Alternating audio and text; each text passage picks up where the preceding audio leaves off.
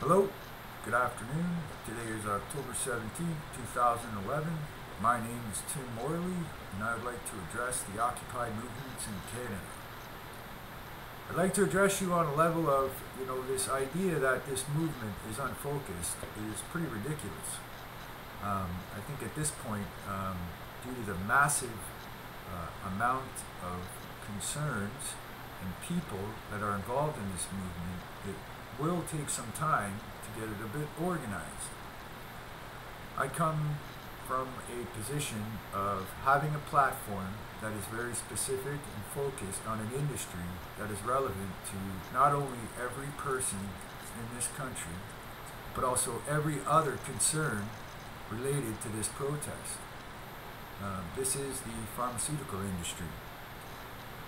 This industry, you can relate it to pretty much from the second you're born till the second you die, and pretty much every day you will come into a product that is owned, controlled, or regulated, if we're to call it that, by this industry.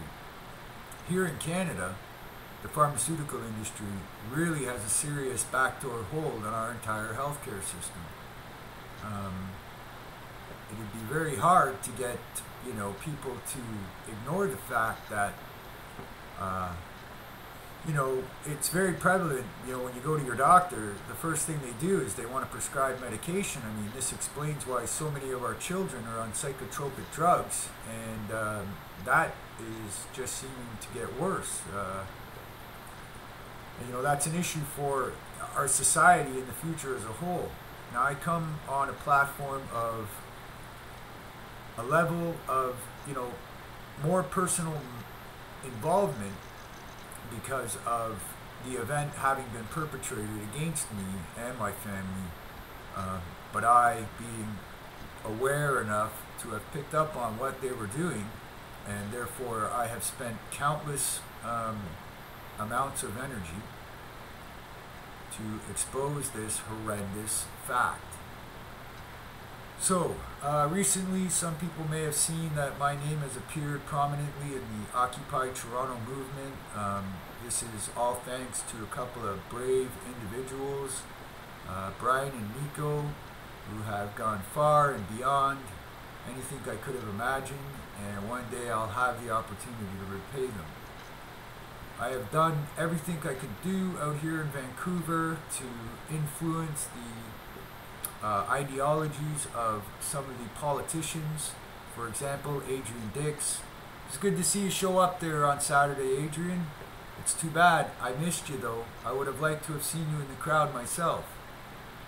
So, with that said, my accusation is pretty simple. I am a lead plaintiff in a class action lawsuit against Pfizer for Celebrex. Due to some unfortunate circumstances, I've been left sort of out on the edge of existence when it comes to dealing with the legal insides of this lawsuit. Now, I'm the lead plaintiff for the class action lawsuit that was filed in BC in 2005.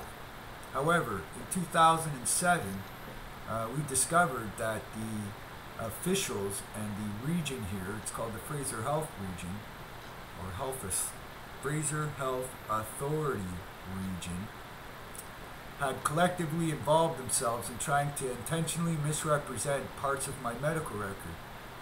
The parts of my medical record that they were helping to misrepresent would have, in fact, offer Pfizer a defense in defending themselves against the lawsuits regarding Bextra and Celebrex in this country.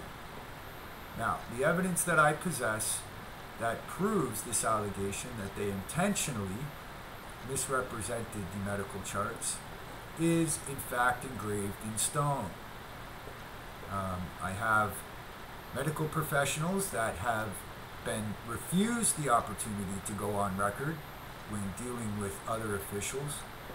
I have had political involvement all the way up to Prime Minister Stephen Harper's office. Letters sent directly from parliamentary officials to other parliamentary officials like Leona Agluka. I ended up having to go down into the U.S. and paying for medical exams there in that country, which again are solid proof that the reports that were being generated here in Canada were being intentionally misrepresented. So, now, I've made this allegation as public as I could possibly make it. I've challenged some of the most powerful people in Canada to at least drag me out to the public square and discredit me. In the name of all that's good, if I'm nuts, then drag me to the corner and show them. But, bottom line is, I'm confident in the strength of my evidence, and I'm willing to have it, viewed by any public member, any public doctor who wants to look at it. It's all right here. It's all here for the taking. With that said, we'll move forward. I had to deal with some of the lawyers today, based on what they're trying to get through in the Ontario court, which I'm about to stop. That can all be found by going online and just Google searching the proposed Celebrex settlement. It's a joke. Apparently Pfizer thinks we're only worth $100,000 if they kill us. I don't know where that is even remotely reasonable.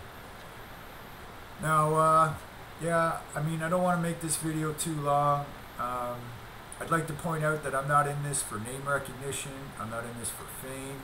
I'm in this to correct a systemic issue that is just seemingly getting worse by the second.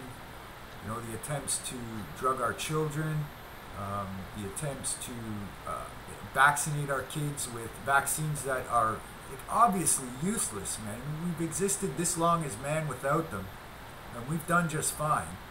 And the only thing that these vaccines do are hurt large numbers of people and make large profits for companies who reinvest that money into other industries that again oppress us even further. Now, like I said, you have the top of the chain, and this is the pharmaceutical industry. Our health is our last liberty. Our body is our last hope. It is the shrine that cannot be, encroached on. So I offer my name, my circumstances, and against any politician or anybody who says that this movement in Canada is unfocused, I say this: Pfizer, I'm coming to get you. We'll show you focus. Peace out.